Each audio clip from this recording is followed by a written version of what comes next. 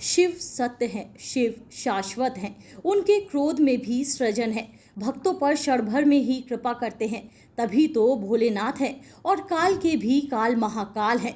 शिव के ही एक अवतार हैं भगवान कोरगज्जा, जो कर्नाटक में स्वामी कोरगज्जा नाम से प्रख्यात है। भक्तों का विश्वास है कि उनका कभी कोई अहित नहीं कर सकता, क्योंकि उनके स्वामी शिव स्वरूप कोरगज्जा स्वयं उनकी रक्षा करते हैं। कर्नाटक में एक जगह है तुलुनाडु, यहाँ कई सारे समुदाय हैं, उसी में से एक है कोरगा समुदाय। भगवान कोरगज्जा की कथा यहीं से शुरू होती है।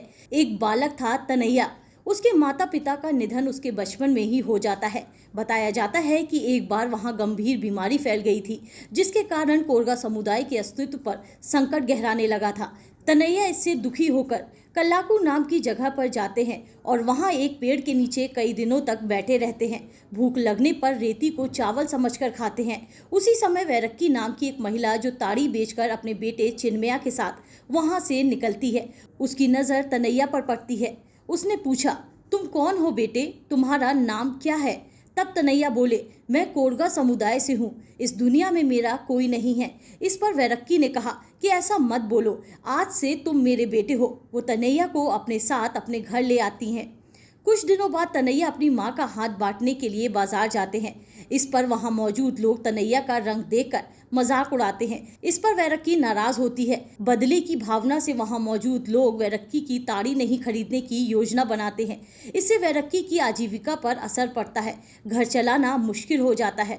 दुखी होकर वैरक्की भगवान शंकर से मन्नत मांगती है कि अगर उनकी सारी ताड़ी बिक जाएगी तो वह 7 ताड़ी, 7 नारियल के गुच्छे और 7 सुपारी फूल का चढ़ावा चढ़ाएंगी। इसके बाद भगवान के आशीर्वाद से वैरक्की की सारी ताड़ी बिक जाती है। अगले ही दिन वैरक्की चढ़ावे का सारा सामान लाती है और तनैया से 7 लड़कों को बुलाने को कहती है, लेकिन बुलावे पर कोई नहीं आता। इस पर तनैया बोलते हैं, दुखी मत हो माँ, मुझे आप 7 लोगों का भोजन कराओ।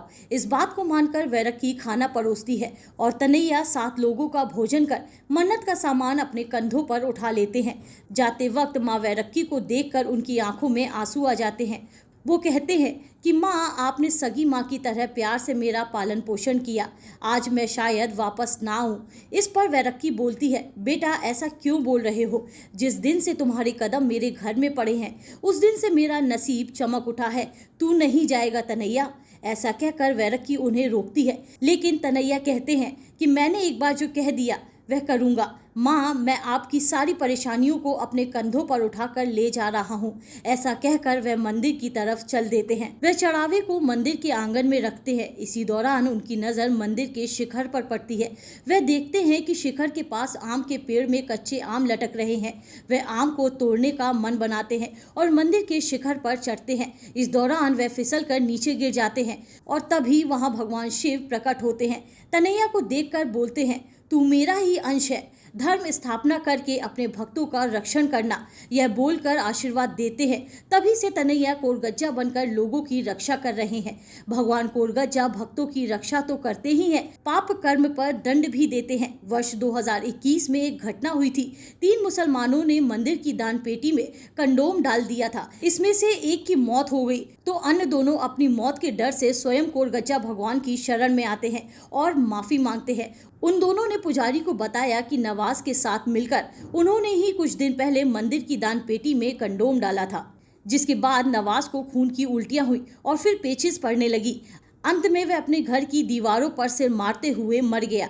मरते समय उसने कहा था कि कोरगज्जा उन सब से नाराज हैं। अब सिर्फ वही दोनों यानी अब्दुल रहीम और अब्दुल तौफीक जिंदा हैं। कुछ दिनों बाद रहीम को भी खून की उल्टियां शुरू हो गई, बिल्कुल वैसे ही जैसे नवाज को हुई थी।